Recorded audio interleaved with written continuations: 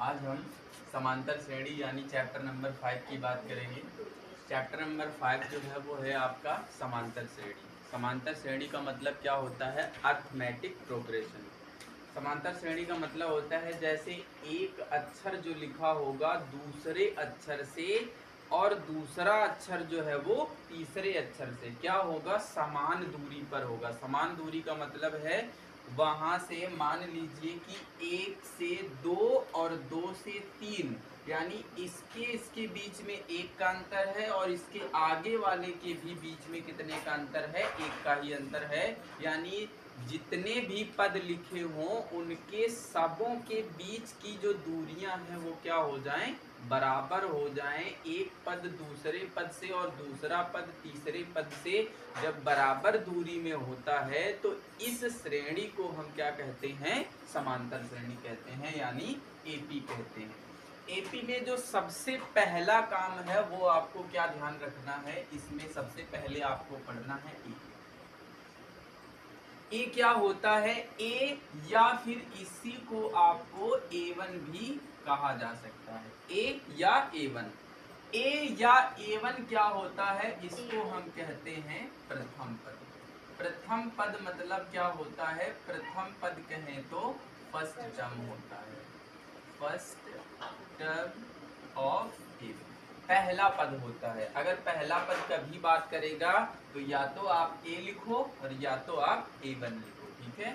फिर दूसरी नंबर बात में आती है यहाँ पे A2 की बात आती है। A2 क्या होता है? A2 होता है दूसरा पद। A2 को हम क्या कह देते हैं? दूसरा पद यानी सेकेंड टर्म। दूसरा पद यानी इसी को हम क्या कह देते हैं? Second term.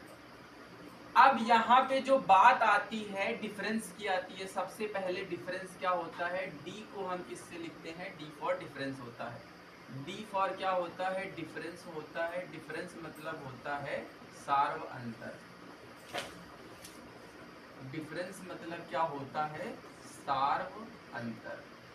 सार्व अंतर क्या होता है? सार्व अंतर का मतलब होता है पहले से दूसरे के जो बीच की दूरी है वही क्या होती है? सार्व अंतर होती है। और जो सार्वंतर का जो फॉर्मूला होता है यानी डी का जो फॉर्मूला होता है, डी बराबर एक फॉर्मूला बन के आता है, उसको हम कहते हैं A2 माइनस A1। डी बराबर एक फॉर्मूला होता है, उसको हम कहते हैं डी बराबर A2 माइनस A1। इस एक्सरसाइज का पहला नंबर फॉर्मूला आपको मिला डी। डी क्या है? अगर आपसे पूछेगा, एक सीरीज दे देगा, समांतर श्रेणी दे देगा और उसमें कई सारे पद दिए हों और आपसे ये कह दे कि सार्वंतर ज्ञात कीजिए या कॉमन डिफरेंस ज्ञात कीजिए, तो आप फॉर्मूला क्या लगाएंगे? डी बराबर A2 माइनस A1।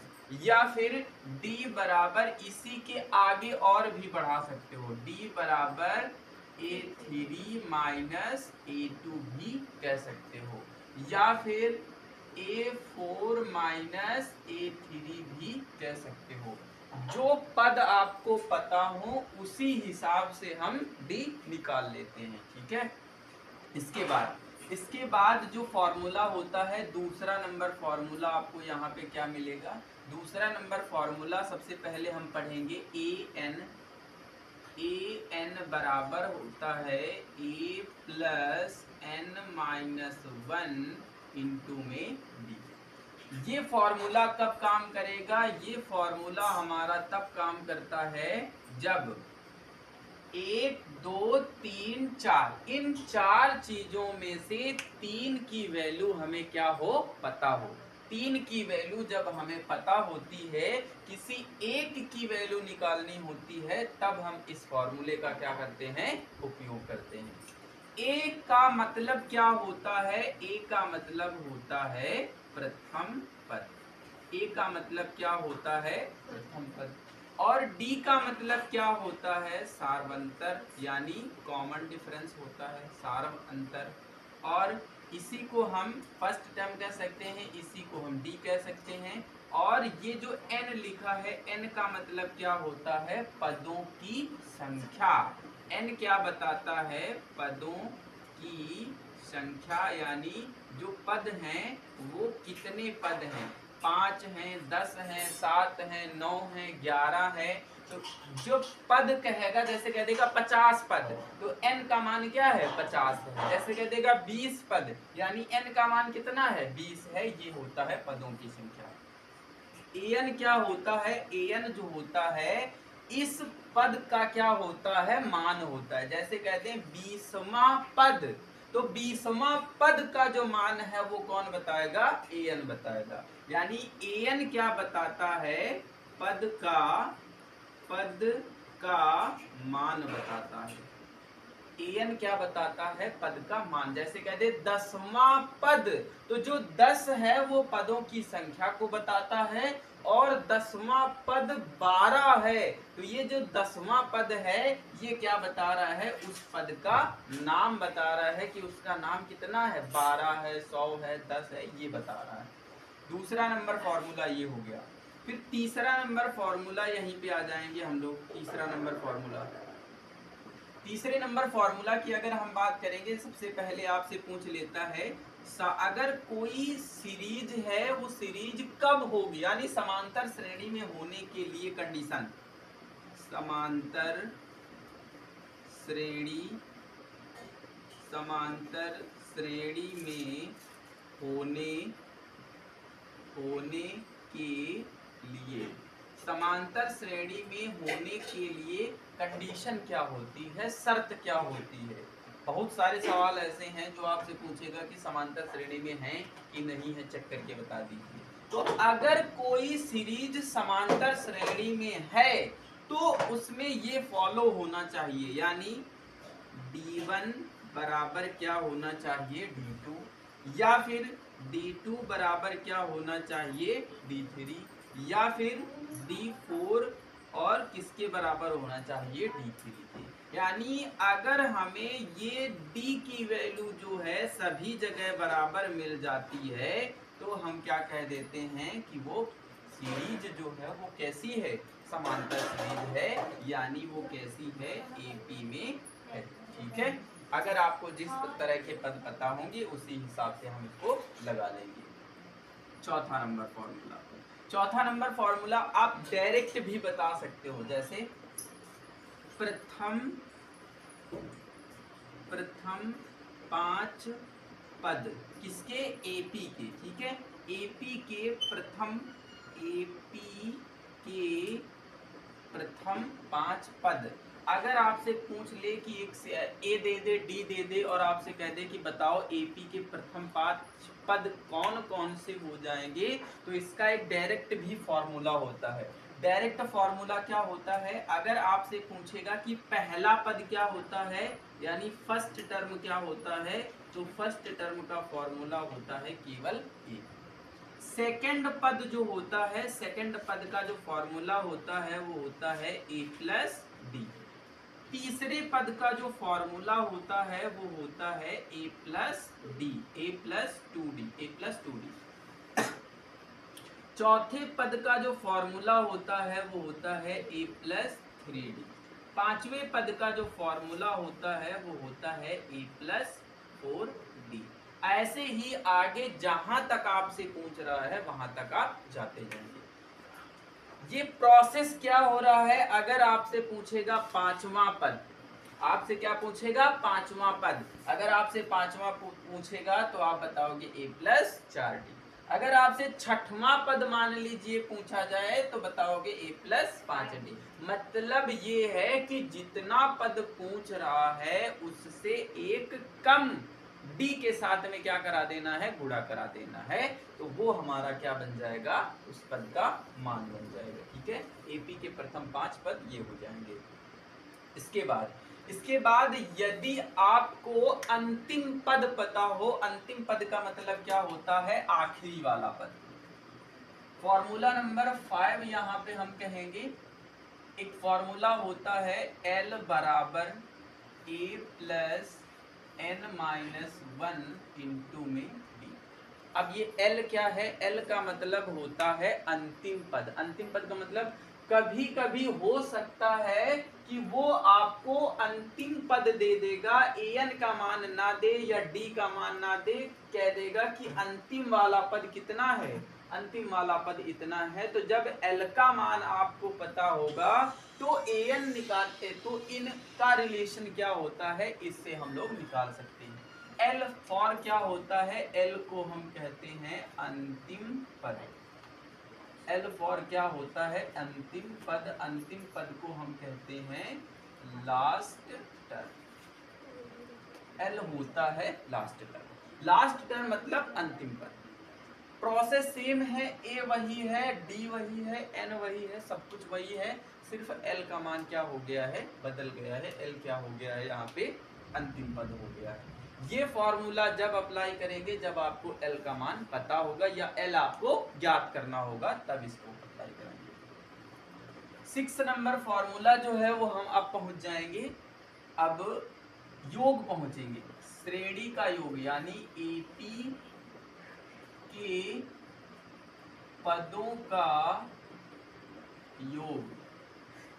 एपी के पदों का योग, पदों का योग मतलब अब आपसे क्या पूछ रहा है, सम पूछ रहा है। सम मतलब sum of AP, sum of AP, sum of AP. AP के पदों का योग पूछ रहा है। तो सबसे पहले जब आपसे पूछेगा, जैसे कह देगा प्रथम 5 पदों का योग कितना है, तो अब आपसे क्या पूछ रहा है, अब आपसे वो पूछ रहा है समांतर श्रेणी के पदों का योग पूछ रहा है।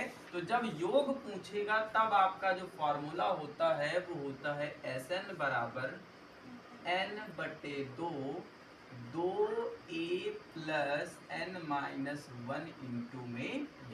ये फॉर्मूला तब लगाते हैं जब हमसे पूछेगा कि पदों का क्या ज्ञात कर दीजिए, योग ज्ञात कर दीजिए। तब n क्या है, पद का, पदों की संख्या है। a क्या है, प्रथम पद है। n क्या है, पदों की संख्या है। d क्या है, सार्वंतर है। और Sn क्या है, पदों का योग है।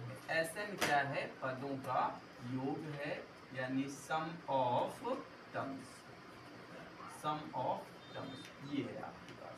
बाकी सेम प्रोसेस में वही रहेगा।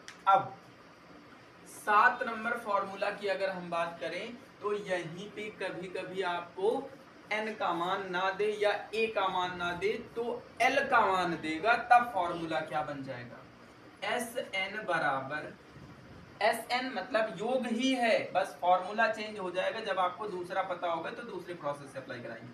Sn बराबर n/2 a प्लस l। ये फॉर्मूला कब लगाएंगे, ये फॉर्मूला तब लगा देंगे जब आपको l का मान क्या होगा, पता होगा। l का मान अगर आपको पता हो जाए तो Sn बराबर n/2 a plus l direct लगा देंगे, आंसर हो जाएगा। फिर इसके बाद 2 फॉर्मूले हो गए, समांतर श्रेणी के पदों का योग भी हो गया है। अब शायद ही इसके आगे कुछ, हाँ थोड़ा सा फॉर्मूले इतने ही हैं।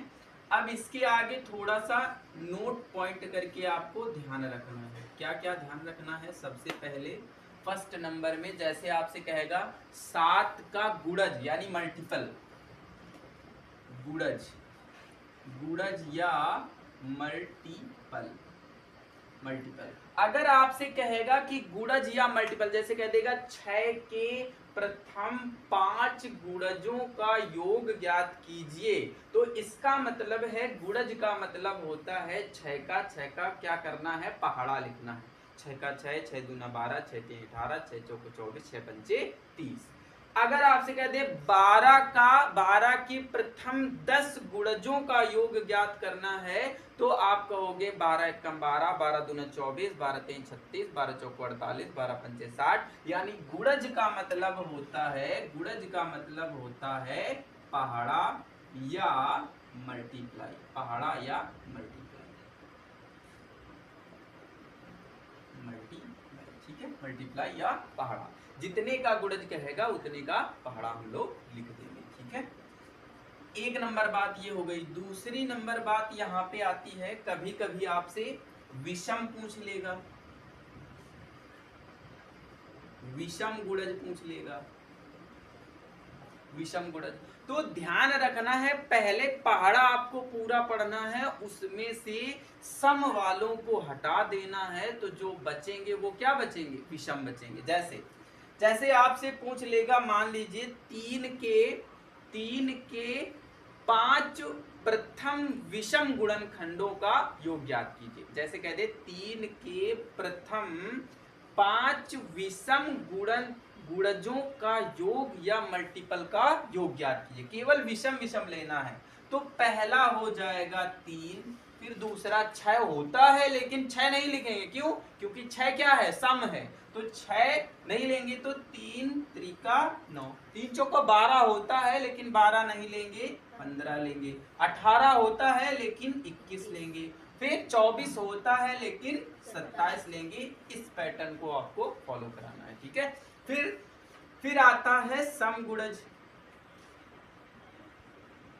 समगुणज का मतलब होता है, अब आपको सम वाले लेने हैं। जैसे कह देगा 2 में तो सम ही आते हैं। जैसे कह देगा 6 के आपको ऐसे गुणज बताने हैं जो क्या हो, केवल सम हो। तो 6 दूना 12, 6 तीन 18, 6 चौको 24। वैसे 6 में सारे ही क्या होते हैं, सम ही होते हैं।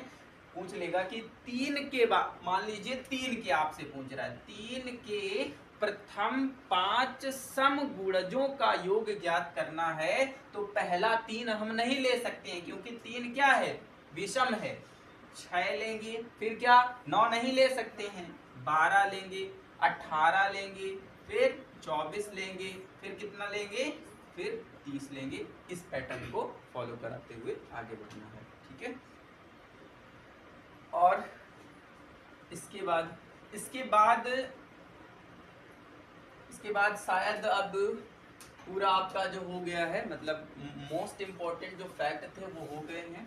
और जितनी अगर कोई जरूरत पड़ेगी तो आगे लिखा दिया जाएगा। वैसे आपको इससे बाहर अभी क्वेश्चन नहीं मिलेगा, कोई अगर मिलेगा तो फिर उसको हम देख लेंगे। सबसे पहले इसको आपको रिवीजन करना है। और ये जो फॉर्मूले हैं, पहली एक्सरसाइज के लिए आपको फॉर्मूले याद करना है। पहला नंबर फॉर्मूला याद करना है, दूसरा नंबर फॉर्मूला याद करना है, और तीसरा नंबर और चौथा नंबर। ये वाले जो फॉर्मूले हैं ये आपके 5.1 एक्सरसाइज के फॉर्मूले हैं। 5.1 में इतने ही फॉर्मूले काम करेंगे। 5.2 में अभी यही, 5.2 में भी यही चलेंगे, और प्लस ये वाला जुड़ जाएगा।